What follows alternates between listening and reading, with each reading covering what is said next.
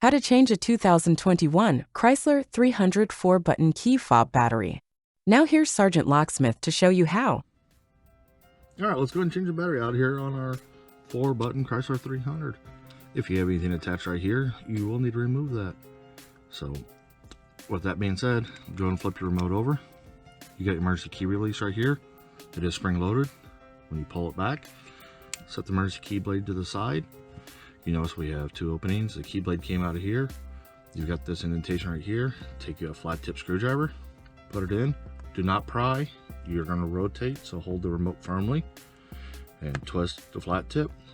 Notice that it popped open. This is where I like to lay it down flush. And the reason why I suggest that is your circuit board will pop out. If it does, it has a little hole and a plastic that comes up through there. Go ahead and take that same flat tip, come 180, and you'll notice there's an indentation. Put the corner of your flat tip under there, and the battery comes out. And you notice it is a CR2032 battery. This is a new remote, so I'm going to put the battery back in. Reverse process. Push it in, push down. Snap the two together. And there you go. You changed it. Hey, thanks again for watching, and let's be safe out there.